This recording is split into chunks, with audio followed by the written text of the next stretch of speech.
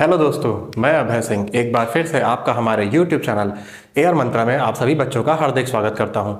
तो आपको पता ही होगा कि हमारी वीडियो सीरीज चल रही है मैथ्स की, और एक वीडियो में एक चैप्टर खत्म कर रहे हैं हम लोग, ठीक है। तो और ये भी उम्मीद करते हैं कि आप बहुत मन लगा के पढ़ भी रहे होंगे और आपकी तैयारी बहुत अच्छे से चल रही होगी। तो इस वीडियो सीरीज में आज का जो हमारा टॉपिक रहेगा वो है परसेंटेज। आपने देख ही लिया होगा, पीछे लिखा भी हुआ है परसेंटेज। तो सबसे पहले तो हम थोड़े थोड़े बेसिक कॉन्सेप्ट जानेंगे परसेंटेज के, उसके बाद फिर हम धीरे धीरे धीरे इसके क्वेश्चंस पे आएंगे और फिर क्वेश्चंस के मतलब समझेंगे। आज हम ऐसे ऐसे ट्रिक्स लेके आए हैं परसेंटेज की, जो परसेंटेज से रिलेटेड जितने भी आपके डाउट्स हैं ना, वो सारे के सारे डाउट्स यहाँ पे आज के क्लियर होने वाले हैं। तो इसके लिए बस आपको इतना ही करना होगा कि शुरू से लगा के अंत तक आज हमारे वीडियो के साथ बने रहिए, और पक्का है कि यहाँ से कुछ ना कुछ आप जरूर लेके जाएंगे, ये मेरा वादा है आपसे, ठीक है। तो चलिए शुरू करते हैं परसेंटेज। परसेंटेज को जानने से पहले इसका मतलब समझ लेते हैं कि परसेंटेज एक्चुअली में होता क्या है। परसेंटेज को तो हिंदी में तो पता ही होगा कि कहते हैं प्रतिशत। क्या कहते हैं? प्रतिशत, ठीक। अनुवाद तो सभी समझते होंगे कि प्रतिशत ही कहा जाता है हिंदी में इसको। अब मेन बात होती है कि ये होता क्या है। परसेंटेज की सिंपल से डेफिनेशन क्या हो सकती है? Out of 100। क्या कह सकते हैं? मतलब 100 में से कितना। किसी भी वैल्यू को जब हम कंपेयर करते हैं कि 100 में से कितनी है, तो उसी को परसेंटेज कहते हैं। समझ में आया? कुछ नहीं समझ में आया? बिल्कुल नहीं आया, कोई दिक्कत नहीं है। जैसे आप एक एग्जाम में गए, आपके 100 में से कितने नंबर आए, यही बताता है कि आपके परसेंटेज कितने हैं। जैसे 100 में से मान लिया आपके 75 नंबर आए हैं, तो कितने परसेंट हो गए? 75%। सर बिल्कुल नहीं समझ में आया, कोई बात नहीं, दूसरा एग्जांपल समझिए। दूसरा एग्जांपल, जैसे मान लीजिए एक लड़का था, ठीक है। एक लड़का राम है जिसके 35 नंबर आए हैं, एक लड़का श्याम है जिसके 40 नंबर आए हैं। क्या ये बता सकते हैं कि दोनों के परसेंट, दोनों में से किसके परसेंट ज्यादा है? क्या बता सकते हैं? बिल्कुल नहीं, कभी भी जिंदगी में बता ही नहीं जा सकता कि दोनों में से किसके परसेंट ज्यादा है। क्यों? इसका कारण है क्योंकि ये हमें नहीं पता है कि कितने में से इसको 35 मिले हैं और इसको कितने में से 35, कितने में से 40 मिले हैं। पहले तो यही पता करें ना। इसीलिए सबको बराबर रखने के लिए ही हम लोग परसेंटेज का इस्तेमाल करते हैं। सबको इक्वल पार्ट्स में डिवाइड कर लेते हैं और मान लेते हैं कि सबको ही 100 से कंपेयर कर रहे हैं हम। कुछ समझ में आ रहा होगा ना?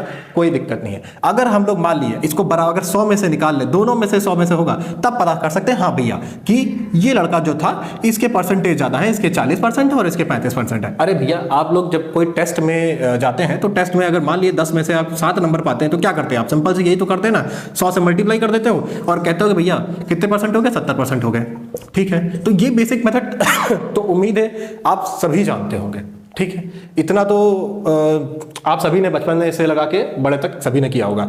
आज हम आपको ऐसे ऐसे कॉन्सेप्ट्स बताएंगे, रेशियो से समझेंगे, फ्रैक्शन से समझेंगे, भिन्न से समझेंगे, मतलब कि परसेंटेज को आप मन में कैसे कैलकुलेट कर सकते हैं, ठीक है। तो हम एकदम बेसिक से जानेंगे और एक ही वीडियो में जल्दी जल्दी खत्म भी करना है हमें, ठीक है। तो वीडियो को ज्यादा ना लंबा करते हुए हम फटाफट क्वेश्चन आगे थोड़ा कॉन्सेप्ट की तरफ बढ़ते हैं अपने। चलिए, तो परसेंटेज कि अब मेन चीज बात है, इसको फ्रैक्शंस में कैसे बदले वो हम समझते हैं।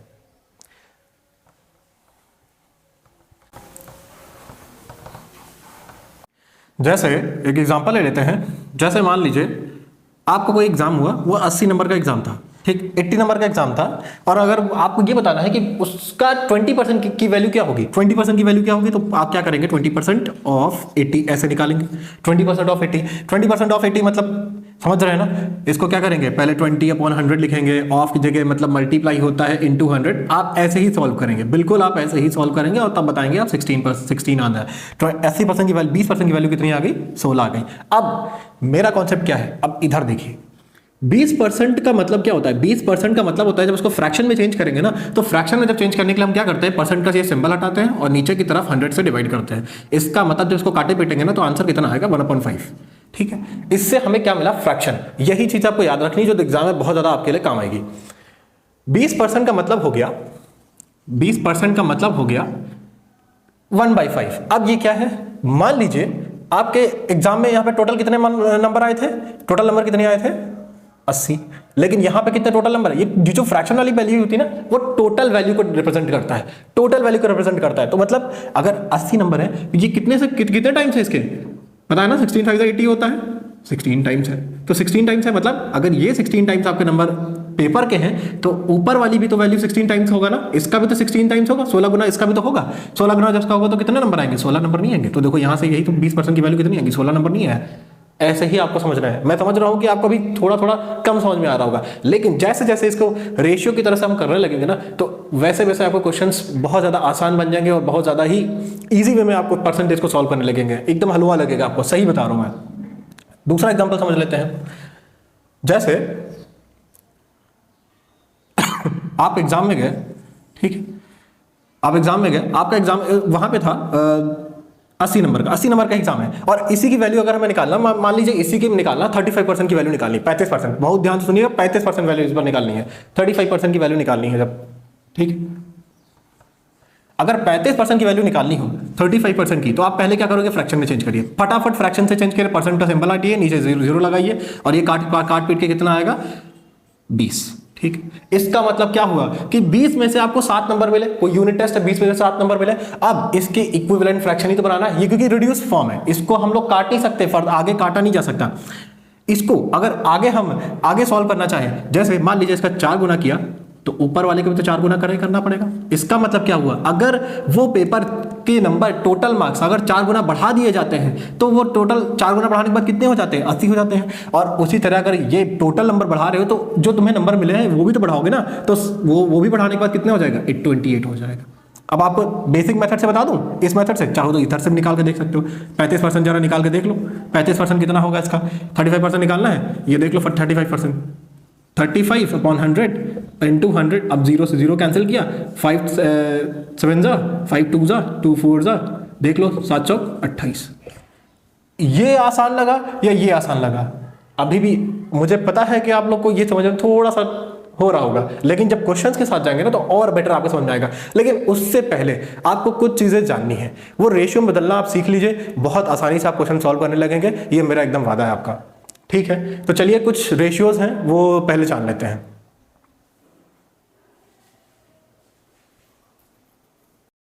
तो अब हमारे मेन कॉन्सेप्ट पे आते हैं हम, जो कि आपको हमारे पीछे दिख रहा होगा, ये पूरा का पूरा ये है क्या एक्चुअली में, ये रेशियो से परसेंटेज का कन्वर्जन है। कैसे हम प्रतिशत से भिन्नों के फॉर्म में इसको चेंज करें और कैसे सीखें, आइए आपको इनका इस्तेमाल करना सिखाते हैं पहले, उसके बाद फिर इनको क्वेश्चंस पे कैसे अप्लाई करना है ये बताएंगे। तो पहले इनको यूज कैसे करना है उनके बारे में जानिए। जैसे मान लीजिए क्वेश्चन में आ गया आपके 150% आया है, ठीक है, 150% ऑफ 20 का 150% क्या होगा, तो सिंपल सी चीज है ना, 150% की बात कर रहा है, इसी की देखिए, तो इसको क्या चेंज कर सकते हैं, इसको 100% प्लस 50% ये भी तो लिखा जा सकता है, ऑफ का मतलब मल्टीप्लाई और 20, ठीक। अब एक ध्यान से देखिएगा कि ये 100% क्या है, 100% अपने आप में ही एक होती है वैल्यू, क्या होती है, एक वैल्यू होती है, ठीक। तो चलिए मान लीजिए इसको ये लिख सकते हैं, प्लस 50% की वैल्यू, फ्रैक्शनल वैल्यू क्या होती है, 1/2 होती है, ठीक। समझ में आया कि नहीं, इंटू 20 से मल्टीप्लाई। अब ये क्या करेंगे, एलसीएम नहीं लेना है, ये 1.5 हो गया ना, इसको 1:1/2 भी तो लिखा जा सकता है, क्या नहीं लिख सकते, बिल्कुल लिखा जा सकता है, ठीक। अब उसके बाद इसको मिक्स्ड फ्रैक्शन है, सिंपल फ्रैक्शन में चेंज करने के लिए क्या करेंगे, इसको लिखेंगे 2 × 2 + 1 3/2 इंटू 20, ठीक, काट दो, 30 आ गया। आया कि नहीं? अच्छा मान लीजिए, हाँ मैं समझ रहा हूं कि ये थोड़ा सा लंबा प्रोसेस होता जा रहा है आपके लिए, फिर भी अब देखिए और आसान तरीके से समझिए। 100 ये अगर मैं डायरेक्टली कैलकुलेट करना चाहूं तो कैसे करूंगा, बहुत ध्यान से समझिएगा, बिना पेन पेपर के मैं बताना चाह रहा हूं कैसे यूज करना इनका। ये 150 है, 150% ऑफ 20, मतलब पहली चीज को स्प्लिट किया मैंने ना, 100% मतलब अपना होल, और यहाँ पे 100% है क्या, ये 100% है 20, तो अब 100% तो हटा दो, मतलब 20 तो लेना ही लेना है, 150% है, प्लस 50% मतलब 20 का आधा, 50% मतलब क्या, 20 का आधा मतलब 10, तो पहले तो 100% मतलब 20 और फिर 20 का आधा मतलब 10, तो 20 + 10 30। क्या ये करने की जरूरत थी? बिल्कुल नहीं करने की जरूरत थी, 1% भी करने की जरूरत नहीं थी। आप ये बिना पेन पेपर के भी सेकंडों में सॉल्व कर सकते हैं। दूसरा एग्जांपल के साथ समझ लेते हैं। जैसे मैंने आपको दे दिया 33:1/3% ऑफ 60, क्या ये करने की जरूरत है? अब इसके लिए पहले आप इसको चेंज करोगे, इसको मिक्स फ्रैक्शन को सिंपल फ्रैक्शन में चेंज करोगे, ठीक है, फिर परसेंट का सिंबल हटाओगे, ठीक है, फिर उसके बाद इसको सॉल्व करोगे। बिल्कुल ऐसा नहीं करना है, इसकी पूरी वैल्यू, इसीलिए मैंने कहा एग्जाम में समय की बहुत कीमत होती है, हर एक समय बहुत ज्यादा इंपॉर्टेंट होता है। इसके लिए क्या कुछ ना करो, आप बस फटाफट इसको फ्रैक्शन में चेंज कर दो। अब 33:1/3 परसेंट का फ्रैक्शन वैल्यू क्या होती है, 1/3 होती है। तो 1/3 मतलब 6 को 3 पार्ट में डिवाइड करना है, मतलब 20 20 20 20 इंटू 3 होता है। अगर 60 को 3 से डिवाइड भी करके देख लोगे तो 20 आंसर आएगा। इसका डायरेक्टली आंसर 20 नहीं लिखा जा सकता क्या? बिल्कुल लिखा जा सकता है। हुआ ना, ये बिना पेन पेपर के सॉल्व हो रहे हैं ना। ऐसे क्वेश्चंस के लिए आप समय जरूर बचा सकते हैं एग्जाम में, क्योंकि परसेंटेज काफ़ी अभी आगे जाके बहुत ट्रिकी होने वाला है, थोड़ा थोड़ा ट्रिकी हो जाएगा आपके। वैसे एग्जाम में इतना ज़्यादा ट्रिकी पूछेंगे नहीं, लेकिन फिर भी मॉडरेट लेवल तक तो एग्जाम आएगा ही, क्वेश्चंस आएंगे ही एग्जाम में। ठीक है, समझ में आ रहा होगा। और आगे बढ़ते हैं और एग्जाम्पल ले लेते हैं।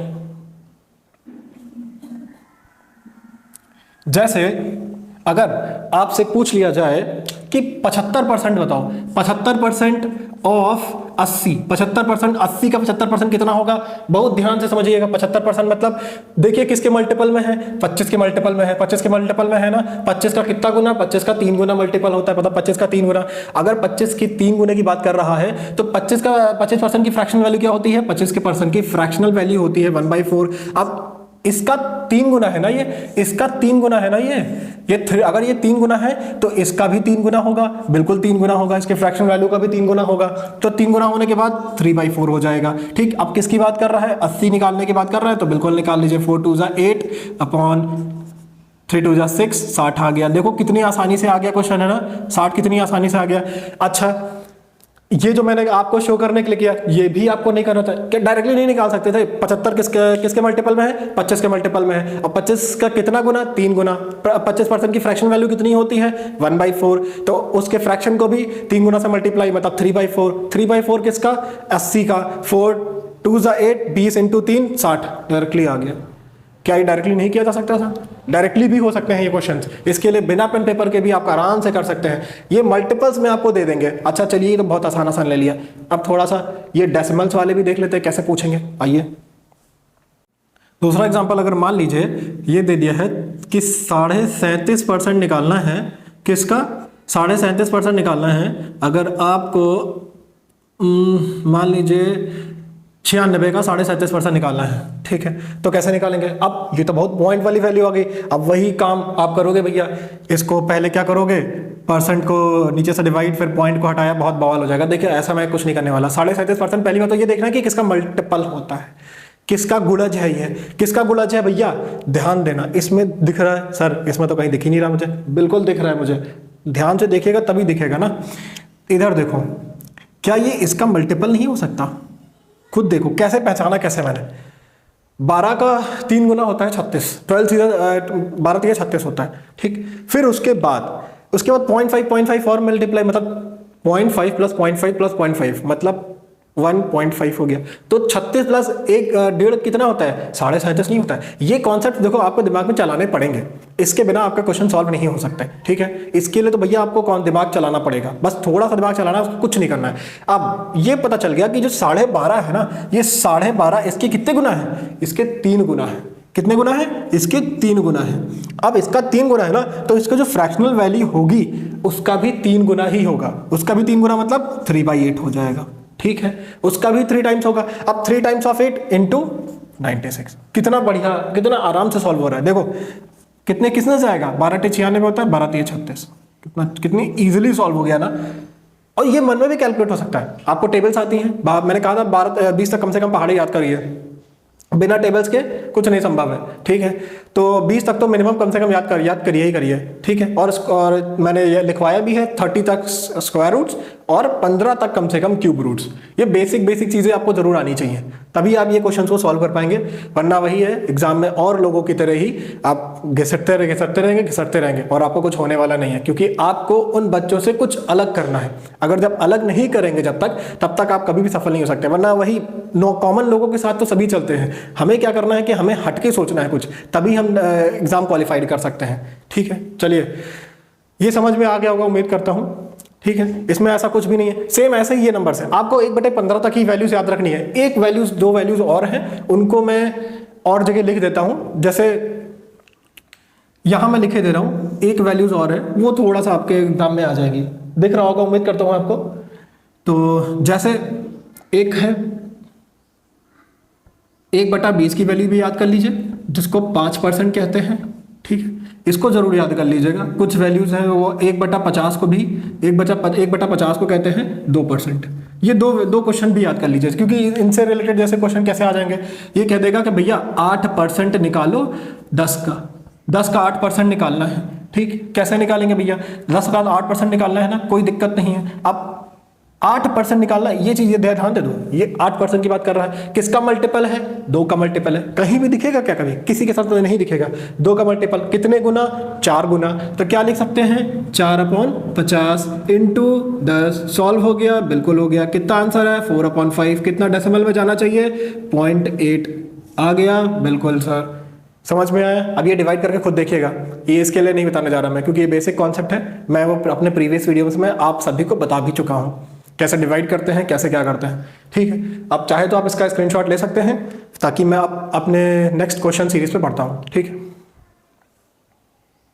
तो आप सभी ने स्क्रीनशॉट तो ले ही लिया होगा।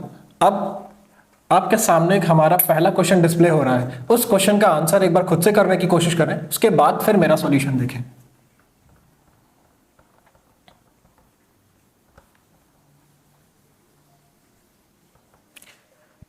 तो क्वेश्चन ये है, 2/3 इज व्हाट परसेंट ऑफ 1/3।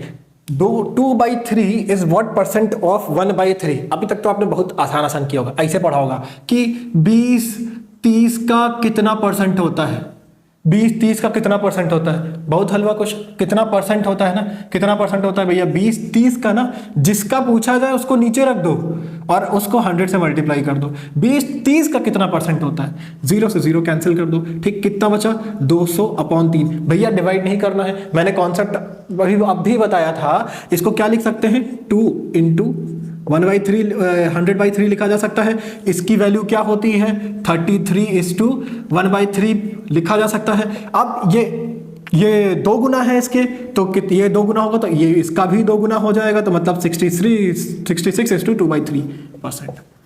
हो गया सॉल्व। कितना आसान है, लेकिन हमें फिलहाल ये सॉल्व ही नहीं करना था। हमारा क्वेश्चन तो ये था कि 2/3 इज व्हाट परसेंट ऑफ 1/3। वो भी आसान है, कुछ है उसमें, कुछ भी नहीं ऐसा। तो कैसे सॉल्व कैसे करेंगे, देखो 2/3 इज व्हाट परसेंट ना, किसका, 1/3 का, तो 1/3 उसके नीचे, परसेंट के लिए 100 से मल्टीप्लाई। ठीक, इतना तो समझ में आया होगा। अब उसके बाद ये चीज है कि इसको थोड़ा सा सॉल्व करने के लिए कुछ नहीं है भैया, ये डिवाइड है ना, जब भी फ्रैक्शन जो नीचे वाला होता है ना, इसके साथ मल्टीप्लाई हो जाता है, और मल्टीप्लाई होने के बाद इसका रेसिप्रोकल हो जाता है, मतलब उलट जाता है फ्रैक्शन। ठीक है, और बाकी ये तो 100 से मल्टीप्लाई तो करना ही है। अब देखो 3 से 3 कैंसिल हो गया, कितना हो गया, 200 आंसर। ठीक है, कितना आंसर आ गया, 200।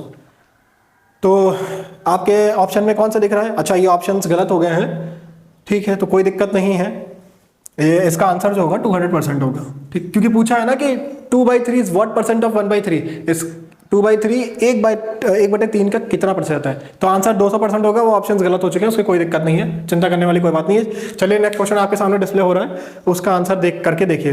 ठीक, क्वेश्चन ये है, if x is 80% of y, what percent of y is x। अगर x कोई संख्या है, ठीक है, x का सब कोई संख्या है, x जो है वो 80% है y के, x is 80% of y, x y का कितना है, 80% है। तो पूछा है कि y x का क्या होगा, भैया वही काम है, रेशियो बनाओ, फटाक से क्वेश्चन सॉल्व करो। बहुत ध्यान समझिएगा, रेशियो बना लो बस।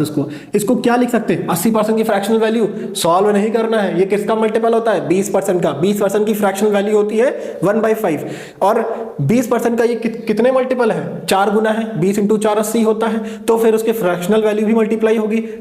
तो फ्रैक्शन वैल्यू मल्टीप्लाई होने के बाद कितना आंसर आ जाएगा, 4/5, मतलब 4/5 डायरेक्टली लिख सकते हैं। नहीं समझ में आया, कोई बात नहीं, मैं समझा देता हूं। 80% को मैंने बताया था कि 20% की फ्रैक्शनल वैल्यू होती है 1/5। अब ये कैसे सॉल्व करते हैं, परसेंट का सिंबल हटाते हैं, नीचे 100 से डिवाइड करते हैं, और एक काटते पीटते हैं, रिड्यूस करने के बाद 1/5 आती है। 20% इसके कितना गुना है, हमको दिख रहा है 20 × 4 करते हैं 80 होता है, तो इसकी फ्रैक्शनल वैल्यू में भी मल्टीप्लाई करेंगे तो मतलब 4/5। ये 4/5 ऐसे ही आया था। ठीक है, इसको 4/5। अब ये समय बचाते हैं आपका, ये करने से आपका समय बचेगा। ठीक है, इसीलिए वो फ्रैक्शंस बताए जाते हैं।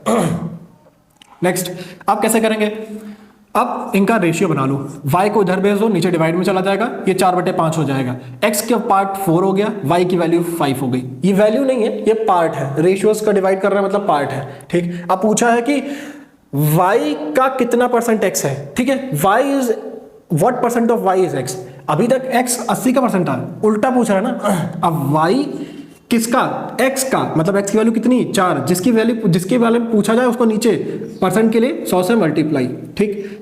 क्या करते हैं भैया, इसको 5 इंटू 1/4 इंटू 100 नहीं लिखा जा सकता सर? बिल्कुल लिखा जा सकता है।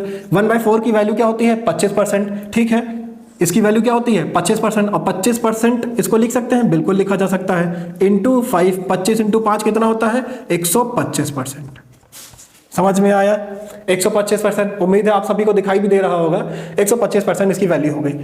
कितना हलवा क्वेश्चन था, डायरेक्टली आप बिना पेन पेपर के भी इसको एग्जाम में सॉल्व कर सकते हैं, ठीक है। चलिए बढ़ते हैं नेक्स्ट क्वेश्चन की तरफ।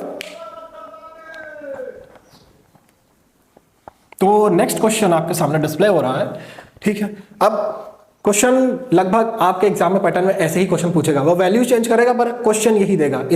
मैं बता रहा हूँ क्वेश्चंस यहीं से ही में आएंगे, बिल्कुल यहीं से क्वेश्चन आने वाला है। इसीलिए बस आपको इतना ही करना है कि हमारे वीडियो को लगातार देखते रहिए और समझिए, पढ़िए, बहुत प्रैक्टिस करते रहिए, ठीक है। और अगर आपको पसंद आए तो भैया लाइक, शेयर और सब्सक्राइब भी जरूर कर दीजिएगा, ठीक है। चलिए क्वेश्चन है, A salary is 50% more than that of B and B salary is less than, you have to find that the salary of B is what % less than A by। कहने का मतलब A का वेतन अगर B से 50% अधिक है तो B का वेतन A से कितना % कम होगा। क्वेश्चन नॉर्मल है का, ये बताते हैं कैसे करते हैं। देखिए कुछ लोग फॉर्मूला बताएंगे कि ये फॉर्मूला रट लो, वो फॉर्मूला रटो। देखो फॉर्मूला रट के काम नहीं चलने वाला, ठीक है। आप कहाँ तक फॉर्मूला रटोगे, इतने सारे फॉर्मूलेज होते हैं। तो कॉन्सेप्ट पकड़िए, कॉन्सेप्ट के थ्रू जाएंगे तो कभी भी आप भूलेंगे नहीं ये सारी चीजें, ठीक है। इसीलिए कहते हैं कॉन्सेप्ट के थ्रू जाइए, ठीक। क्वेश्चन है कि ए की सैलरी, ए कोई बंदा है, उसकी जो सैलरी है वो 50% ज्यादा है बी से 50% ज्यादा है ना। तो इसका मतलब जो बी की, मान लीजिए बी 100 रुपये कमाता होगा, ठीक है, तो ए कितना रुपये कमाएगा, ए कमा रहा होगा 150 रुपये, 50% ज़्यादा है ना। तो अगर ये 100 रुपये कमा रहा है ना तो ए 150 रुपये कमा रहा होगा, ठीक है। अब क्वेश्चन ये पूछा है कि फिर बी ए से कितना कम कमाता है। आप कह देंगे सर 50, नहीं, बिल्कुल नहीं, ऐसा नहीं हो सकता। अब क्यों, ये देखिए, इसका भी कॉन्सेप्ट है, लॉजिक है। पूछा है कि बी का वेतन ए से कितना कम है, कितना कम है। देखो यहां तो आपको दिख रहा है कि 50 कम है, लेकिन किस पे, ए से ना, ए से कम है तो 150, जिससे कंपैरिजन हो ना उसकी वैल्यू नीचे रखी जाती है और इंटू 100 सॉल्व कर लो, ठीक। 5 से काट दो, 5 दिए 15, कितना आया 100/3। कितने की वैल्यू होती है ये 33, सही, 1/3%। देखो अलग हुआ ना, अलग, बिल्कुल अलग हुआ। अब अच्छा, इसको रेशियो के टर्म्स में ओरली कैसे सॉल्व करेंगे, बहुत ध्यान से देखिएगा। ए की वैल्यू 50% ज्यादा है बी से, ठीक है भैया। 50% की फ्रैक्शनल वैल्यू क्या होती है 1/2 होती है, सर बिल्कुल ठीक है, 1/2 होती है, आपने बताया था। मतलब ये टोटल वाला पार्ट नीचे है, दो पे ए की वैल्यू 1 ज्यादा कमा रहा है ना, 1 ज्यादा कमा रहा है तो मतलब ए कमा कितना रहा है 3 रुपए कमा रहा है। अगर बी 2 रुपए कमा रहा है तो ए कितना ज्यादा कमा रहा है। ये जो पार्ट होता है ना ऊपर वाला, उसमें ऐड कर देते हैं, 2 + 1 3, तो टोटल पार्ट कितना कमा रहा है, ए 3 रुपए ज्यादा कमा रहा है, ठीक है। अब जब 3 रुपए ज्यादा कमा रहा है तो पूछा है कि बी ए से कितना कम कमा रहा है, तो कितना कम कमा रहा है, 1 रुपए कम कमा रहा है, लेकिन किस पे ए से ना, तो जिससे कम कमा रहा है उसकी वैल्यू नीचे रख दो। 1/3 किसके फ्रैक्शन की वैल्यू होती है 33:3/3%। ऑप्शन नंबर सेकंड दिख रहा होगा, 33.333% भी कहते हैं इसको, ठीक है। उम्मीद करते हैं आप सभी को समझ में आ रहा होगा। तो चलिए बढ़ते हैं नेक्स्ट क्वेश्चन की तरफ बिना टाइम वेस्ट किए। नेक्स्ट क्वेश्चन आपके सामने डिस्प्ले हो रहा है। In a village, 30% of population is the total population of the village is the number of illiterate। एक गांव में 30% जनसंख्या साक्षर है तथा गांव की कुल जनसंख्या 6600 है। तो गांव की जनसंख्या क्या होगी। 1 मिनट जरा मैं क्वेश्चन चेक कर लेता हूं, शायद कुछ मिसप्रिंटिंग है क्या क्वेश्चन में। अच्छा नहीं, ठीक है, एकदम सही है, ठीक है। वो मैं देख रहा था।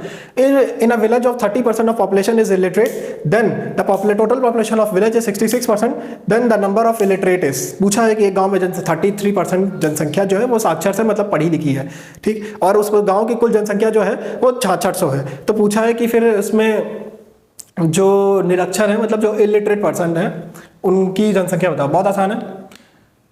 टोटल जनसंख्या कितनी है? टोटल जनसंख्या 6600 है, ठीक है। और इसमें जो तुम्हारे विलेज वाले हैं, जो विलेज में हैं, मतलब जो तुम आपके वो क्या कह सकते हैं, जो मतलब लिटरेट पर्सन है। लिटरेट पर्सन कौन सा है? लिटरेट पर्सन कितने हैं?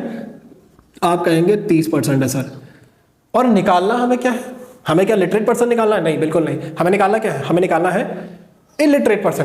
तो अगर 30% अगर पढ़े लिखे हैं ना, तो फिर बिना पढ़े लिखे वाले कितने होंगे? 70%। क्योंकि मैंने कहा था परसेंटेज के शुरुआत में मैंने बताया था कि कोई भी चीज़ अपने आप में 100% होती है, उसका होल 100% से कंपेयर किया जाता है, ठीक है। तो टोटल वैसे भी यहाँ पे 6600 भले ही दिया हो, लेकिन अपने आप में वो 100% होती है। 30% अगर बिना पढ़े लिखे हैं तो 70% मतलब बिना पढ़े लिखे वाले। हमें निकालना क्या है? इसका 70% निकालना है, ठीक है। मैंने आपको बताया भी था। अब क्या करेंगे? 6600 इंटू 70% अपॉन 100। फ्रैक्शन वैल्यू 0 से 0 कैंसिल, ये 0 से 0 कैंसिल, खाली बस मल्टीप्लाई करके आपको लिखना है।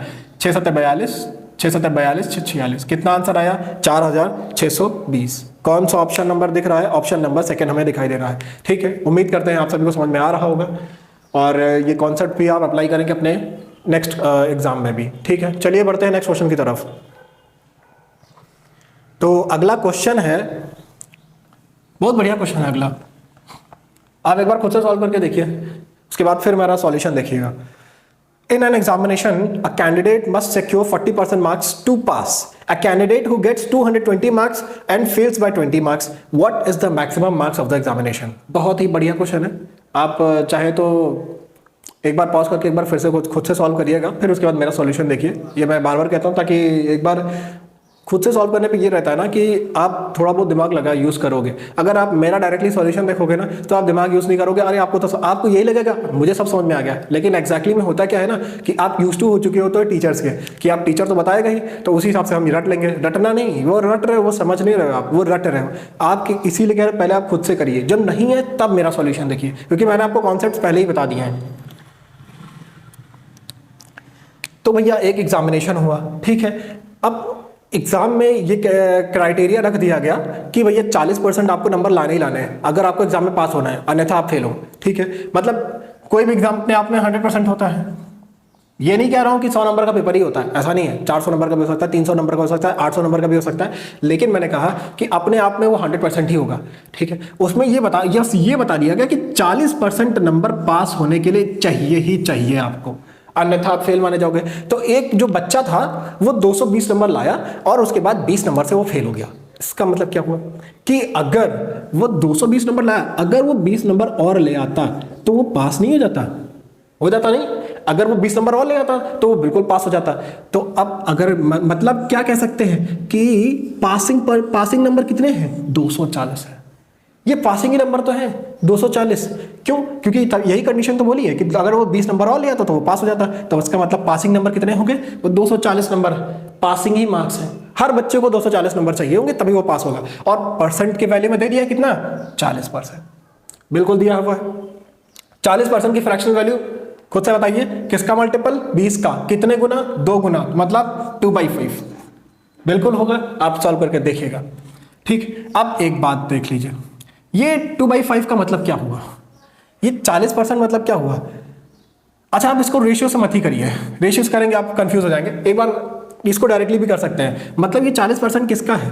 टोटल नंबर x थे उसका 40% ना, उसका 40% मतलब पहले मतलब 40/100, और इसके 40% की वैल्यू कितनी गिवन है? 240। मतलब क्योंकि यही तो पासिंग परसेंट है। अगर इसका 40% निकाल दें हम लोग, इस टोटल वैल्यू का 40% निकाल दें तो ये 240 के बराबर ही तो है। यही तो क्वेश्चन ने बोला है कि यही तो पासिंग मार्क्स है। अब सॉल्व भी तो करना है इसको। ये 40 से डायरेक्टली नहीं कर सकता क्या? 4 से 24, अब कितना आंसर आ जाएगा? 600। अच्छा, क्या ये डायरेक्टली नहीं किया जा सकता था? बिना पेन पेपर के नहीं सॉल्व कर सकते थे? एक बार खुद से बिना पेन पेपर के भी सॉल्व करके देखिए। अभी तो आप लोग ने पेन वेन का इस्तेमाल बहुत अच्छे से किया होगा। डायरेक्टली करना सीखे तो ज़्यादा सही है। डायरेक्टली कैसे करेंगे? बहुत आसान है। देखो, मैंने कहा कि 40 का फ्रैक्शन वैल्यू कितनी है, 2/5 है। बिल्कुल सर, 2/5 है। ठीक, इसका मतलब क्या हुआ कि ये टोटल नंबर में 5 में से आपको 2 नंबर लाने ही लाने हैं, 2 नंबर लाने ही लाने हैं पास होने के लिए। अगर ये 5 में से 2 नंबर नहीं लाओगे तो आप फेल माने जाओगे। ठीक, अब तो लाने ही लाने, लेकिन ये जो 2 नंबर नहीं लेके आने हैं उसके हिसाब से कितने कितने नंबर लाने हैं एग्जाम पास होने के लिए? भैया 240 नंबर लाने हैं। इसका मतलब ये नहीं कह सकते कि 240 वाली वैल्यू 2 के बराबर और हमें टोटल वैल्यू निकालनी है 5 की वैल्यू निकालनी है। तो 2 से 12, 12 पंचे 60, 600 डायरेक्टली ऐसे भी तो हो गया। समझ में आया? 600 डायरेक्टली वैल्यू आ गई ना। आप ऐसे करिए चाहे ऐसे करिए, वैसे इसमें थोड़ा सा टाइम हो सकता है लगे, वैसे इसमें भी टाइम नहीं लगेगा और यहाँ भी टाइम नहीं लगेगा। मन में कैलकुलेट करना सीखिए, ज़्यादा सही है। चलिए बढ़ते हैं नेक्स्ट क्वेश्चन की तरफ। तो नेक्स्ट क्वेश्चन है, ये सारे के सारे क्वेश्चंस एग्जाम में आपके बार बार पूछे जाते हैं, हर एग्जाम में पूछे जाते हैं। आप अभी यहाँ पढ़ेंगे तो ये नहीं कि ये सिर्फ आर्मी में ही आएगा, ये सारे के सारे एग्जाम्स में ही क्वेश्चंस आते हैं इससे रिलेटेड। ये मैं थोड़ा सा हो सकता है कि मैं मीडियम से और मॉडरेट लेवल का एग्जाम क्वेश्चंस करा रहा हूँ, क्योंकि जो आर्मी अग्निवीर को टारगेट करके चल रहा हूँ, तो उसमें इससे लेवल का क्वेश्चन नहीं पूछेंगे। ऊपर नीचे हल्का 19-20 हो सकता है, लेकिन ये नहीं कि एकदम ही ऊपर कर दे या एकदम ही नीचे कर दे। इसीलिए मैं कहता हूं कि क्वेश्चन यहीं से ही आएंगे आपके। बस हमारी वीडियो को लगातार देखते रहिए और सपोर्ट करते रहिए। ठीक है, क्वेश्चन ये है, price of sugar rises by 20%, by how much percent should the consumption of sugar be reduce so that the expenditure does not change. कहने का मतलब बहुत नॉर्मल सी कॉन्सेप्ट है ये।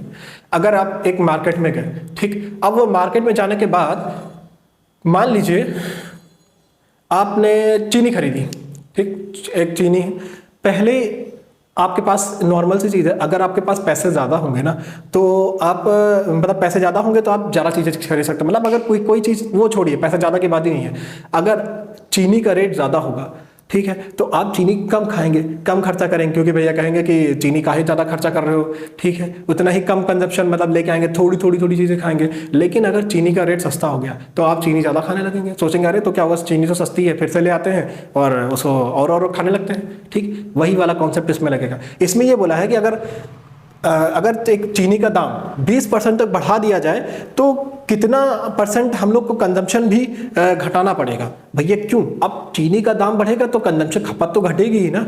दाम बढ़ रहा है तो अब क्वांटिटी तो कम ही हो जाएगी ना, उसकी वैल्यू तो कम हो जाएगी। अब देखो कैसे सॉल्व कैसे करते हैं। 20% बढ़ाना, फ्रैक्शन वैल्यू क्या होती है 20% की? 20% की फ्रैक्शनल वैल्यू होती है 1/5। मतलब क्या है, प्राइस इसका था जो कीमत थी इसकी पहले 5 थी, बढ़ी ना, जो बढ़ने वाली वैल्यू तो मतलब इसमें जुड़ जाएगी। कितनी बढ़ी? 1 बढ़ी। 1 बढ़ने पर कितनी हो गई? 6 हो गई। ठीक सर, इतना बिल्कुल आ गया। अब जब ये बढ़ी तो इसका उल्टा ही होता है कंजम्पशन, मतलब खपत इसको कहते हैं। ठीक है, कंजम्पशन भी कहते हैं इसको, खपत भी कहते हैं, हिंदी में खपत कहते हैं। ठीक, अब बात आती है, बहुत ध्यान से सुनिएगा। क्या है, 5 रुपए पहले थी, 6 रुपए बाद में हो गई। जब प्राइस बढ़ गया तो पहले हम 5 रुपए में 6 किलो चीनी लेके आते थे, अब 6 रुपए में 5 ही किलो चीनी मिलेगी। क्यों? बिल्कुल सही है, क्योंकि प्राइस बढ़ा तो क्वांटिटी तो घटी, और अगर मेन चीज है, अगर प्राइस घटता तो क्वांटिटी बढ़ जाती। वही वाला कॉन्सेप्ट काम करेगा। क्वेश्चन पूछा है कि भैया एक्सपेंडिचर बराबर होना चाहिए। एक्सपेंडिचर देख लो, खर्च जो है दोनों तरफ है। पहले हम 30 रुपए खर्चा करते थे इधर भी, अभी भी 30 ही रुपए खर्चा कर रहे हैं। खर्चा में कोई कमी नहीं आ रही है, बस क्वांटिटी में फर्क आ रहा है और पर केजी के हिसाब से फर्क आ रहा है। तो पूछा है कि कितना घटाएं, कितनी घटी है चीनी? आप देख लो कितना घटा है, 1 घटा है ना, 1 ही तो घट रहा है, क्योंकि पूछा ना कि कितना घटाएं कंजप्शन, कितना घटाएं, 1 घटा। किस पे घटेगा ये घटेगा किस पे? इस पे घटेगा, हमेशा इसी में तो घटेगा। प्रीवियस वैल्यू में तो घटेगा, इसी में तो घटा है, तभी तो 5 हो गया। तो जो घटा उसको नीचे रख दो। परसेंटेज के लिए 100 से मल्टीप्लाई। क्या इसको निकालने बैठोगे? बिल्कुल नहीं। 1/6 की वैल्यू क्या होती है मैंने बताई थी शुरुआत में ही, 16 सही 2/3%। इसको क्या लिख सकते हैं? 16.67% भी लिखा जा सकता है ना? कितना आसान। क्या ये सब करने की जरूरत थी? बिल्कुल नहीं करने की जरूरत थी, ये सब मन में कैलकुलेट हो सकता था। ठीक है, चलिए बढ़ते हैं नेक्स्ट क्वेश्चन की तरफ। तो नेक्स्ट क्वेश्चन आपके सामने डिस्प्ले हो रहा है, the government reduce the price of sugar by 10%, by this a consumer can buy 6.2 kg more sugar for 837 rupees, the reduced price per kg of sugar is. कहने का मतलब क्या है कि एक सरकार थी, उसने क्या किया, 10% चीनी के दाम कम कर दिए। मैंने पिछले वाले क्वेश्चन में बताया था कि अगर किसी भी चीज़ के दाम कम होते हैं ना तो फिर क्वांटिटी क्या हो जाती है, दाम कम हुए तो बढ़ गई, और अगर दाम बढ़ गए तो क्वांटिटी कम हो गई। यही चीज़ मैंने पिछले वाले क्वेश्चन में किया था और यही चीज़ हमें यहाँ पे भी अप्लाई करनी है। आइए देखते हैं। क्वेश्चन समझ गया ना, क्वेश्चन क्या कह रहा है, समझ गए एकदम। वो कह रहा है कि भैया 10% दाम कम हुए ना, तो पहली चीज तो 10% की फ्रैक्शनल वैल्यू कितनी होती है, 10% की फ्रैक्शनल वैल्यू होती है 1/100। ये मैंने पहले ही बताया था, ठीक, 1/10 सॉरी। अब उसके बाद मतलब प्राइस पहले क्या था, पहले प्राइस था 10, उस पर 10% की कमी हुई, मतलब 1 की कमी हुई। 1 की कमी होने के बाद प्राइस हो कितनी गई, प्राइस हो गई 9। अब वो 9 रुपये मिल रही है। जिसकी वजह से क्या हुआ, कंज्यूमर मतलब खपत में क्या चेंज आया, कंजम्पशन में क्या खपत चेंज आया। पहले वो 9 किलो खरीद के लाता था, अब वो 10 किलो खरीद के ला रहा होगा। बिल्कुल सही बात है। अब उसके बाद क्वेश्चन में बोला है कि अब क्वांटिटी वो कितनी ज्यादा खरीद के ला रहा है, 6.2 किलोग्राम ज्यादा खरीद के ला रहा है पहले से, क्योंकि प्राइस कम हुआ तो ज्यादा खरीद के ला रहा होगा। अब ज्यादा खरीद, यहाँ पे कितना खरीद के ला रहा है, यहाँ पे एक वैल्यू ज्यादा ला रहा है, लेकिन क्वेश्चन के हिसाब से 6.2 kg ज्यादा खरीद के ला रहा होगा। तो कितना गुना है इसके, भैया 6.2 ही गुना तो है, ज्यादा खरीद के ला रहा होगा। अब पूछा क्या है कि जो उसकी रिड्यूस्ड प्राइस थी, जब प्राइस कम होने के बाद पर केजी कितना रुपया है उसको देना पड़ रहा होगा। बहुत ध्यान से सुनिएगा। तो रिड्यूस प्राइस होने के बाद अब वो कितने किलो चीनी खरीदता है, अब वो 10 किलो चीनी खरीदता है। तो 10 किलो खरीदता है ना, 10 किलो चीनी खरीदना मतलब वो क्वेश्चन के हिसाब से कितना, 10, इसके हिसाब से 10 किलो है, लेकिन क्वेश्चन के हिसाब से कितना किलो खरीदता होगा। अगर ये 6.2 गुना है तो टाइम से, तो इसका भी 6.2 गुना ही करेंगे। तो इसका 6.2 गुना करने के बाद मैंने रूल बताया था, इसका कितना आंसर आएगा, 62 किलो। ठीक, अब वो 62 किलो चीनी खरीद पा रहा है, 62 किलो चीनी खरीद पा रहा है। कितने रुपए में, क्वेश्चन में दिया है 837 रुपए में। कितने रुपए में, 837 रुपए में वो 62 किलो चीनी खरीद पा रहा है। तो पर केजी प्राइस वो कितना खरीद, पर केजी प्राइस उसका कितना पड़ रहा होगा, भैया टोटल रुपए को जितना भी क्वांटिटी खरीद के ला रहा है उसको डिवाइड कर दो, यही रूल होता है। इससे पता क्या चलेगा कि पर केजी रुपए कितना दे रहा है, उसको देना पड़ेगा। इसको इससे डिवाइड करेंगे, कितना आएगा, 13.5 रुपए। ठीक है, समझ में आया होगा, उम्मीद करता हूं आपको ये समझ में जरूर आया होगा। कि फिर से एक बार समझा देता हूं, अगर हाँ इस क्वेश्चन में चेंजेस भी कर सकता है। चेंज क्या कर सकता है कि ये तो बता दिया कि रिड्यूस प्राइस होने के बाद कितना पर केजी रुपए है खरीदेगा, लेकिन अगर मान लिया ये भी क्वेश्चन में बोल सकता है कि जब प्राइस मतलब रिड्यूस होने से पहले वो कितने रुपए में खरीदता था, तब फिर इसकी वैल्यू निकालते हैं, फिर इसको सॉल्व करते हैं, फिर इसका 6.9 गुना करेंगे। ठीक, टोटल क्वांटिटी यहाँ से निकल के आएगी, जो भी क्वांटिटी होगी इसको मल्टीप्लाई करने के बाद, क्योंकि अगर ये 6.2 गुना है तो ये भी उसके 6.2 ही गुना होगा, और ये भी इसके 6.2 ही गुना होगा। उसके बाद तब जाके 837 से डिवाइड करोगे, तब यहाँ पे आंसर आएगा जो रिड्यूस होने से पहले प्राइस था। लेकिन हमारे क्वेश्चन पूछा है कि रिड्यूस होने के बाद क्या प्राइस होगा चीनी का पर केजी के हिसाब से, तो वो ये रहा, कितना रहा, 13.5 रुपए पर केजी। समझ में आ गया, उम्मीद है। तो नेक्स्ट क्वेश्चन की तरफ बढ़ते हैं फटाफट बिना टाइम वेस्ट किए। तो नेक्स्ट क्वेश्चन आपके सामने डिस्प्ले हो रहा होगा। जो क्वेश्चन है, बहुत बड़े बड़े क्वेश्चन दिख रहे होंगे आपके, लेकिन ये क्वेश्चन बड़े हैं, दिखने में बड़े हैं, डरावने हैं, लेकिन क्वेश्चन है बहुत ही आसान। तो नेक्स्ट क्वेश्चन आपके सामने डिस्प्ले हो रहा है।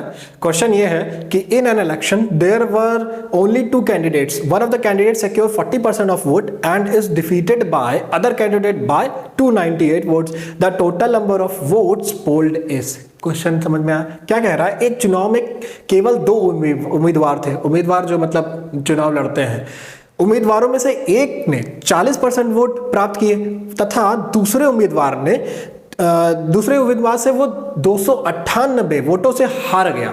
मतलब जो एक उम्मीदवार था उसने 40% तो वोट गेन कर लिए थे, लेकिन वो 298 वोटों से वो हार गया।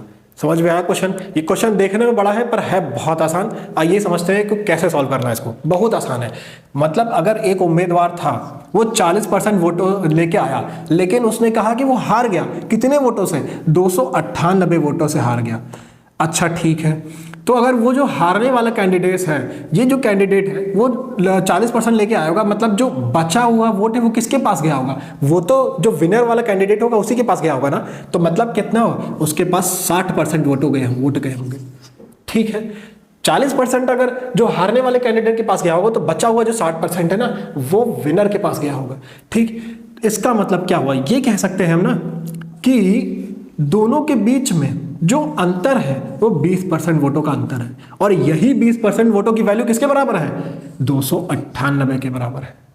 बहुत ध्यान से फिर से समझिएगा, 60% वोट जीतने वाले कैंडिडेट को मिला, 40% वोट हारने वाले कैंडिडेट को मिला, और जो हारने वाला कैंडिडेट था वो 298 वोटों से हार गया था। इसका मतलब वो कितने परसेंट वोटों से हारा? वो 20% वोटों से हारा है, 20% वोटों से हारा है। इसका मतलब ये कि नहीं कह सकते क्या, जो टोटल वोट का 20% क्या शो करता है? 298 शो करता है। यही तो कह सकते हैं हम। इसको रिड्यूस करने के बाद 1/5 नहीं लिखा जा सकता क्या? इसको फिर मल्टीप्लाई करेंगे आप, यही तो करेंगे, सीधे सीधे 5 से मल्टीप्लाई करके भी सकते थे। तो 298 गुणा 5 कितना आएगा? 5 40, 0 15 45, 9 4 5 दूने 10, 14, 1490। तो कौन सा ऑप्शन आपको दिख रहा है? 1490 ऑप्शन नंबर आपको दिखाई दे रहा होगा, ऑप्शन नंबर थर्ड ऑप्शन में ये है 1490। समझ में आया? उम्मीद करता हूं आपको ये जरूर समझ में आया होगा। कुछ भी ऐसा इस क्वेश्चन में था नहीं, बहुत ही आसान कॉन्सेप्ट था। ठीक है, बढ़ते हैं, चलिए नेक्स्ट क्वेश्चन की तरफ। नेक्स्ट क्वेश्चन भी आपको दिख रहा होगा, एकदम भारी भरकम क्वेश्चन, पर क्वेश्चन बहुत आसान है, एकदम छोटा सा है। देखिए सॉल्व कितने छोटे से मैं कर रहा हूं, मैं ये तो इतना बड़ा बड़ा लिख रहा हूं तब जाके पूरे बोर्ड में आ रहा है, ताकि आपको क्लियर दिखाई दे, वरना इसको मैं एक बॉक्स में कर सकता हूं, एक छोटा सा बॉक्स में सॉल्व कर सकता हूं। ठीक है, और वैसे ही आपको भी करना आना चाहिए। चलिए नेक्स्ट क्वेश्चन की तरफ बढ़ते हैं। अगला क्वेश्चन है कि in an election between two candidates 75% of the voter cast their vote, out of which 2% votes were declared invalid. A candidate got 9261 vote which were 75% of the valid vote. The total number of voters enrolled in that election was. अब sir ये कहेंगे sir ये क्या दे दिया आपने, इतना बड़ा बड़ा क्वेश्चन, इसमें तो परसेंटेज पे परसेंटेज, तो इतना ज्यादा मैंने आपको सिखाया है, तो उम्मीद करते हैं इस क्वेश्चन को एक बार खुद से निकाल के देखिए, फिर उसके बाद मेरा सॉल्यूशन देखिएगा। ठीक है, तो क्वेश्चन क्या है? बहुत ही आसान है ये। एक इलेक्शन था दो कैंडिडेट के बीच में, ठीक है, 75% वोट जो कास्ट हुए थे ना, मतलब जो वोट डाले गए थे, ठीक है, वो मतलब नहीं, टोटल वोट में 75% वोट जो कास्ट दिए गए, टोटल जो जैसे नहीं होता है पहले आपका कौन कौन से घर घर में वोटर्स हैं, लेकिन सारे के सारे वोट तो डालने नहीं जाते हैं। कास्टिंग वोट मतलब क्या होता है कि जो वोट डालने गए, वोटर्स तो बहुत सारे थे पर वोट डालने खाली 75% ही गए, ये वो कह रहा है। ठीक, तो अब आगे बढ़ते हैं। मान लीजिए कोई भी वैल्यू अपने आप में 100% होती है, बिल्कुल सर 100% होती है, इसमें गए कितने? इसमें गए 75%। ठीक, गए कितने? 75%। अच्छा, इसको हम इससे ना करके आपको एक बॉक्स से करके दिखाते हैं, छोटे से बॉक्स में देखो कैसे सॉल्व होता है क्वेश्चन। मैं ये भी बता देता हूं आपको, मैं एक बॉक्स बनाऊंगा, इसी बॉक्स के अंदर ही ये क्वेश्चन सॉल्व होगा, इससे बाहर नहीं सॉल्व होगा।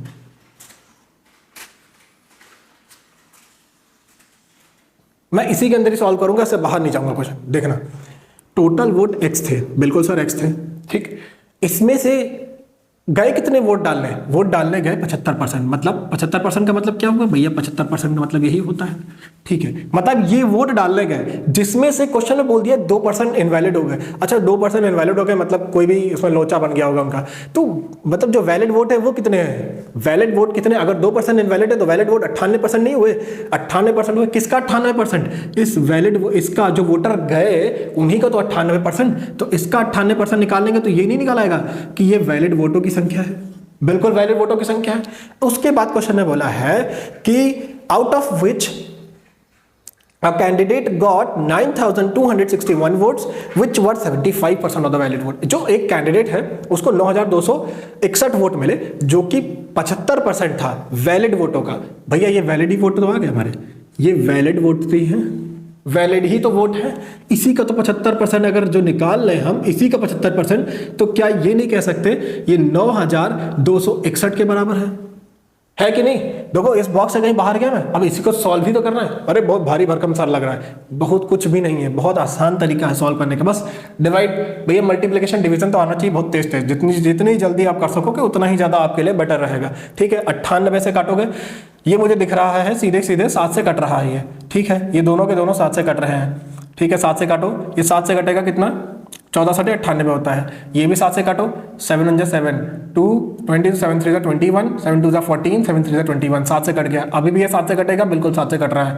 देख लेते, काट लेते 7 से काटोगे, 7 2 14, 7 से काटो इसको भी, 7 1 7 6 62 7 8 56, 6 63 7 9 63 189। अब ये 3 से कटेगा, बिल्कुल कटेगा। अच्छा एक चीज़ और है, इसको क्या काट के लिख नहीं सकते, इसको डिवाइड 3/4 लिखा जा सकता है, इसको भी 3/4 लिखा जा सकता है, बिल्कुल लिखा जा सकता है। 75 25 का 3 गुना, 25 का 4 गुना, 25 का 3 गुना, 25 का 4 गुना है ये। अब ये 3 से काट नहीं सकते क्या?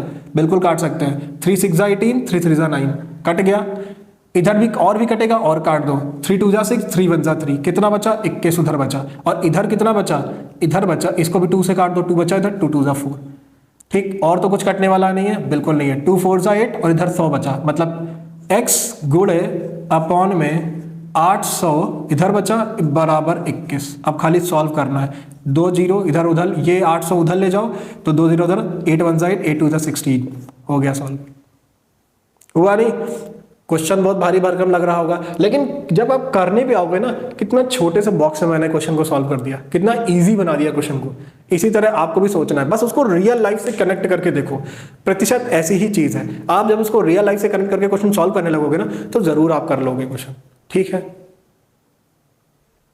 चलिए फिर नेक्स्ट क्वेश्चन की तरफ बढ़ते हैं। अगला क्वेश्चन आपके सामने डिस्प्ले हो रहा होगा, वो क्वेश्चन भी आप ऐसे ही बॉक्स में करने की कोशिश करिए। जितना ज़्यादा आप चीज़ों को इग्नोर करें, मतलब क्वेश्चंस के बीच में करते हुए मन में ज़्यादा कैलकुलेट करें, वही उतना ही आपके लिए एग्जाम में फायदा है। मतलब वो एक एक सेकंड आपका बचाएगा, और एक एक सेकंड वहाँ बहुत ज़्यादा कीमती होता है। वो तो आपका करियर आगे जाके वही रिजल्ट मतलब डिफाइन करेगा। ठीक है, इसीलिए चलिए आगे बढ़ते हैं। The present population of a city is 1,80,000. If it increases at the rate of 10% per annum, its population after 2 years will be. एक शहर की वर्तमान जनसंख्या 1,80,000 है। यदि यह 10% प्रति वर्ष से बढ़ती है तो 2 वर्षों के बाद इसकी जनसंख्या क्या होगी? ठीक, कुछ भी नहीं है इस क्वेश्चन में। प्रेजेंट पॉपुलेशन पूछ रहा है ना, ये कह रहा है प्रेजेंट पॉपुलेशन दिया है ना उसने, मतलब आज जो है वर्तमान जो जनसंख्या है वो 1,80,000 है, और वो हर साल 10% बढ़ रही है। तो 2 साल के बाद जनसंख्या क्या होगी? बहुत आसान क्वेश्चन है। तो प्रेजेंट पॉपुलेशन तो दे दी है, बिल्कुल सर। बॉक्स में ही करेंगे, बॉक्स में करते हैं। चलिए बॉक्स बनाते हैं, इसी बॉक्स में करते हैं। ठीक है, इसी बॉक्स में क्वेश्चन करते हैं। 1,80,000, 1,80,000 आज की जनसंख्या है। ये बोला है इसका 10% इंक्रीमेंट हो रहा है। इसका मतलब अगर पहले साल में 10% इंक्रीमेंट हुआ होगा तो 10% के बाद इंक्रीमेंट होने के बाद कितना हो गया होगा? 110%। 110% ही तो हुआ होगा ना। 100% था पहले कोई पॉपुलेशन, 10% बढ़ी, मतलब कितनी बढ़ गई? 110% हो गई। अब ये पहले साल बढ़ने के बाद पॉपुलेशन उसकी कितनी हो जाएगी? इसको जब सॉल्व करेंगे तो आंसर आ जाएगा। लेकिन अभी 1 साल की नहीं, उसने कहा फिर अगले साल 2 साल के बाद पूछा उसने, मतलब फिर से इसी को ही बढ़ाओगे ना, इसी को ही बढ़ाओगे, इसी को बढ़ाओगे तो कितना आएगा? 110/100 हुआ। 2 साल के बाद पॉपुलेशन पूछिए, लो भैया 2 साल के बाद पॉपुलेशन भी आ गई। 0 0 काट दो, ये 0 से ये 0 कैंसिल, ये 0 से ये 0 कैंसिल, ये 2 0 से ये 0 0 कैंसिल। कितना आसान है। अब 11 का स्क्वायर कितना होता है? 121 होता है। 11 का स्क्वायर 121, 121 को 18 से मल्टीप्लाई खाली करना है, 121 को 18 से मल्टीप्लाई खाली करना है। ठीक है, समझ में आ रहा है? 18 एकम 18 सीधे सीधे मल्टीप्लाई करिए ना। 18 एकम 18 एक 18 2 36, 7 1 37, 37 3 आया, 18 3 21, कितना आ गया? 2 1 7 8 और 2 0 पीछे हुआ, मतलब 2 साल के बाद पॉपुलेशन कितनी हो गई? 2,17,800 हुआ एक बॉक्स में ही। अच्छा, ये मल्टीप्लिकेशन वगैरह तो हाँ थोड़ा बहुत भैया जल्दी जल्दी करना पड़ेगा, जितनी जल्दी करेंगे उतना ही ज़्यादा आपके लिए बढ़िया है। ठीक है, तो चलिए बढ़ते हैं अगले क्वेश्चन की तरफ। अगला क्वेश्चन आपके सामने डिस्प्ले हो रहा होगा। तो क्वेश्चन ये है कि in an examination 52% of the candidate failed in English. अच्छा, ये क्वेश्चन थोड़ा सा डिफरेंट है। ठीक है, अब इस क्वेश्चन को हम लोग वेन डायग्राम से समझेंगे, क्योंकि कुछ बच्चों को वेन डायग्राम में भी बहुत ज़्यादा डाउट होता है। तो हम कोशिश यही करेंगे कि आपको अच्छे से अच्छे कॉन्सेप्ट बताएं और आसान ही तरीके से आप ताकि क्वेश्चन सॉल्व कर सकें। ठीक है, तो क्वेश्चन ये है कि एक परीक्षा में 52% उम्मीदवार थे, मतलब कैंडिडेट्स थे। ठीक है, जो कि फेल हो गए इंग्लिश में, मतलब 52% इंग्लिश में फेल हो गया। वाह, बहुत ज़्यादा ही फेल हो गया इंग्लिश में। इंग्लिश वैसे ही बहुत थोड़ा कमजोर होती है बच्चों की, ये तो मैंने देखा है। 42% मैथमेटिक्स में फेल हो गए और 17% दोनों में फेल हो गए। ठीक है, समझते हैं। मतलब ये सेट वाला क्वेश्चन है, सेट बनाते हैं। एक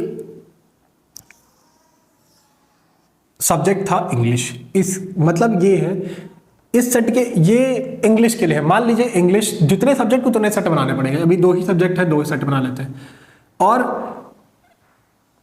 दूसरा सब्जेक्ट है मैथ्स। इनके बीच में ये जो कॉमन पार्ट दिख रहा है ना, ये वाला हिस्सा ये डिनोट करता है कि ये दोनों के बीच में कोई जो कॉमन संख्या होगी वो यहाँ लिखी जाएगी। अच्छा चलो बढ़ते हैं।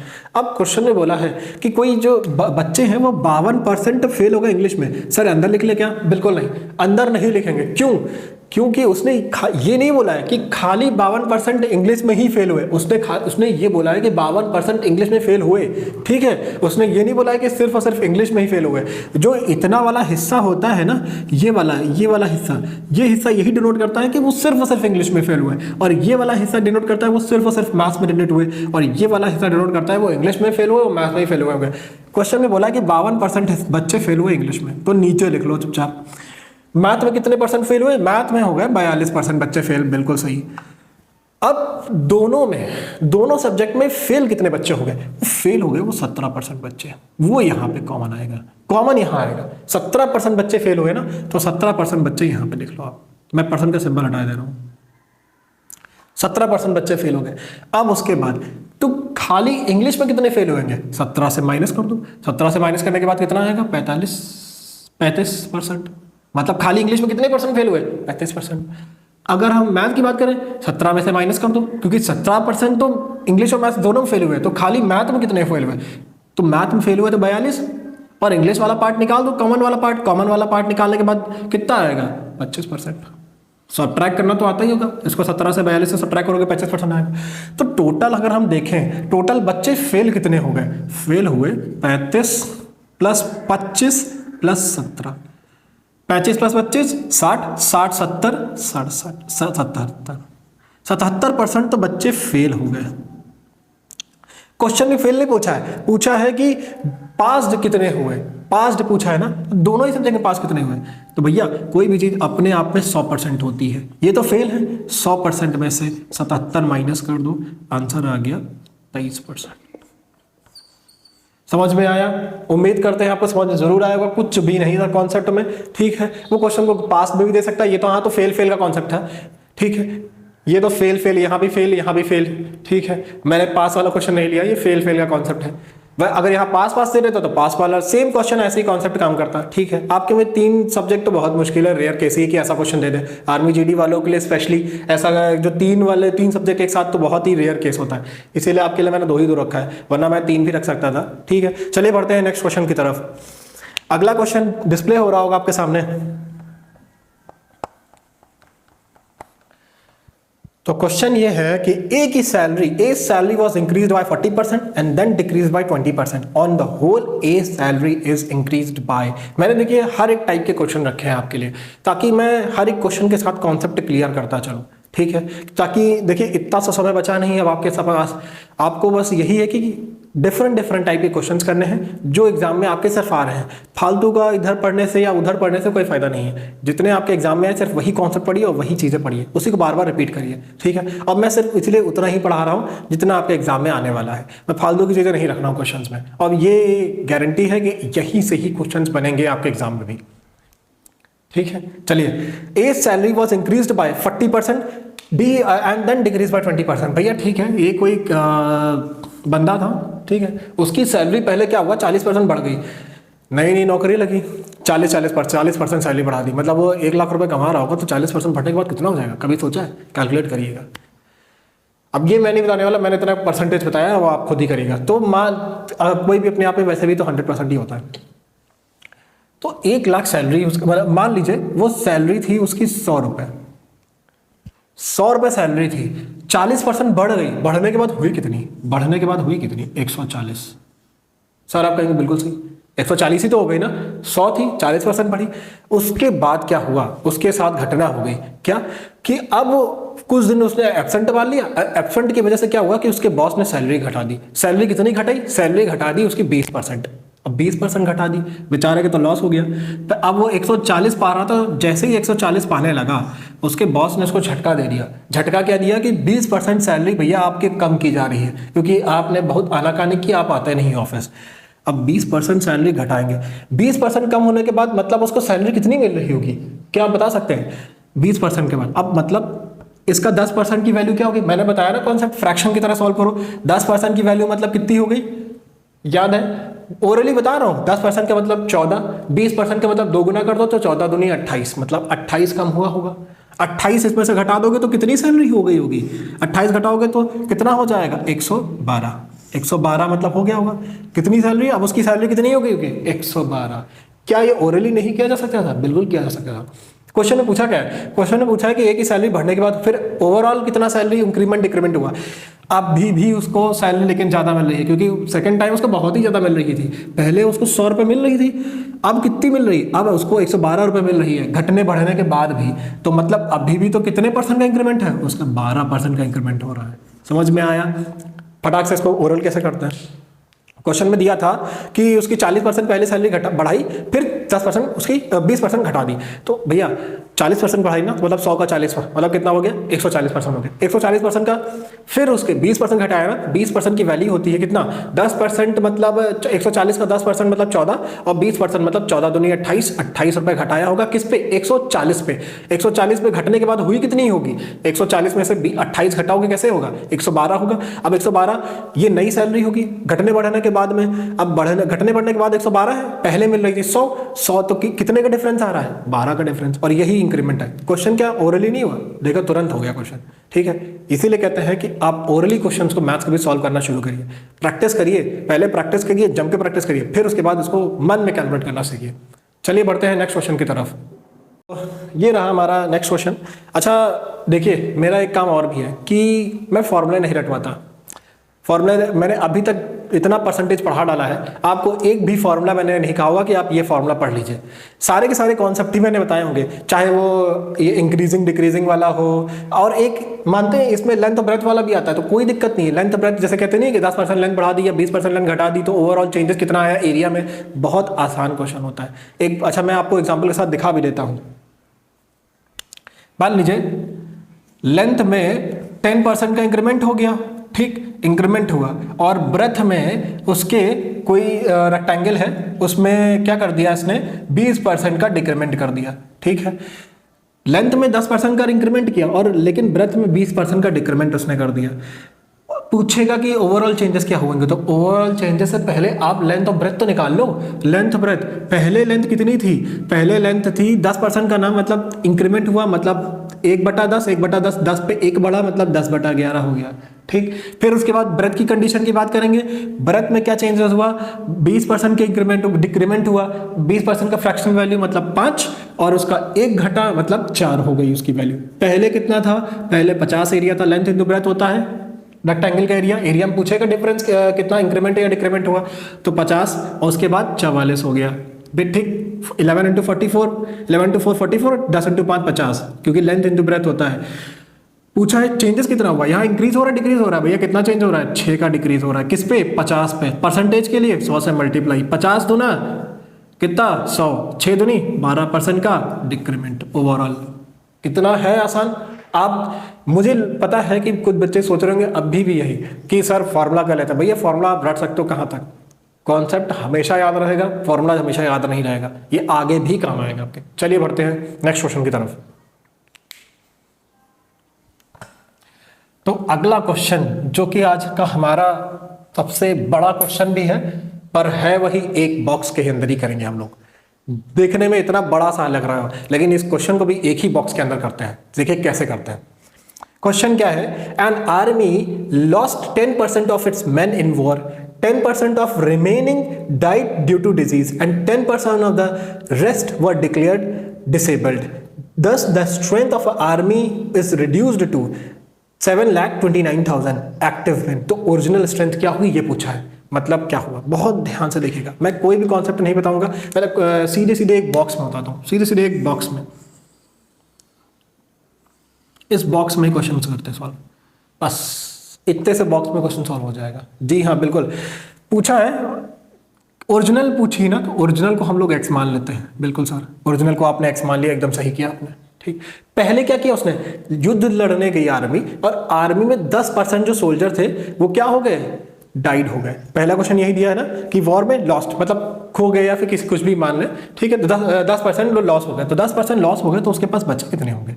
आपने सोचा बचे कितने हो गए 90%। भैया 10% लॉस हो गए तो अभी भी 10% 90% बचे होंगे ना, तो 90% बचे होंगे, बिल्कुल सर 90% बचे होंगे। ठीक, फिर उसके बाद ये बोला है कि 10% remaining died due to disease. अब इसके बाद ये जो 90% बचे, इसका ही जो 10% वो बीमारी वगैरह से, मतलब उनकी शहीद हो गए होंगे बीमारी वजह से। तो बीमारी की वजह से शहीद हुए होंगे, तो मतलब बीमारी की वजह से शहीद होने का मतलब 10% शहीद हुए, इसका मतलब 90% तो बचे है ना। 90% तो हुए किसका, इसका 90%, इसका 90%। ठीक है, फिर ये 90% हो गया। उसके बाद फिर क्वेश्चन कहा है कि 10% रेस्ट वर डिक्लेयर डिसेबल्ड, और 10% डिसेबल्ड डिक्लेयर कर दिया गया, मतलब विकलांग घोषित कर दिए गए। तो मतलब किसका, इसी का तो घोषित किए गए होंगे, ये पूरे का इतने का, तो इसका 90% तो बचे होंगे ना। 10% डिक्लेयर किए गए, मैं 90 क्यों लिख रहा हूं भैया, ये प्रेजेंट में बच रहे हैं। 10% जो मतलब हटाए दिए जा रहे हैं उनको हटाते चलो, मतलब जो किसी तरीके से मतलब जो सैनिक हमारे किसी भी तरीके से जिनको डिसेबल्ड हो रहे हैं या फिर उनको बाहर हम लोग रख रहे हैं, और उसके बाद जो करंट में युद्ध के लिए जा रहे हैं वो हम रख रहे हैं, क्योंकि हमारा लास्ट में दिया है कि सैनिक बचे कितने, यही लास्ट में दिया है, तो उसी हिसाब से हम चल रहे हैं। फिर क्या दिया है कि जो स्ट्रेंथ जो बची आर्मी की वो हो गई 7,29,000। जो स्ट्रेंथ बची आर्मी की वो कितनी हो गई, 7,29,000। यही तो स्ट्रेंथ हुई होगी। ठीक है, अब उसके बाद कुछ नहीं करना है, सॉल्व करना है। 0 से 0 काटो, ये 0 से ये 0 काटो, ये 0 से ये 0 काटो। ठीक है, अब क्या पता है कि 9 का क्यूब क्या होता है, 9 × 9 × 9 729। मैंने क्यूब रूट में पढ़ाया भी है। 729 7 मतलब ये 729 से पूरा कट जाएगा। अब 1 2 3 ये पूरा उधर मल्टीप्लाई होने पहुंच जाएगा, तो आंसर कितना आएगा, 3 0 उधर से पहले ही से थे, और 1 2 3 और मल्टीप्लाई हो गए, कितने हो गए हमारे पास फिर सैनिक पहले थे कितने, 10 लाख। कितने सैनिक थे, 10 लाख सैनिक थे। ठीक है, तो ये रही आज की हमारी क्लास, परसेंटेज, प्रतिशत। उम्मीद करते हैं आपको हमारी क्लास बहुत पसंद आई होगी। हमने अपनी पूरी कोशिश की है कि आपको समझाने की, ताकि आपको अच्छे से समझ में आ सके। विद बेसिक से एडवांस की तरफ हम गए हैं। डिफरेंट टाइप के क्वेश्चंस भी मैंने इंक्लूड किए हैं इसमें। आप चाहें तो उसको फिर से रिवाइंड करके भी देख सकते हैं। ठीक है, और उम्मीद करते हैं आप हमारी क्लास को लाइक करेंगे, शेयर करेंगे, सब्सक्राइब करेंगे। तो चलिए इसी के साथ हम इस क्लास को वाइंड अप करते हैं। धन्यवाद, जय हिंद।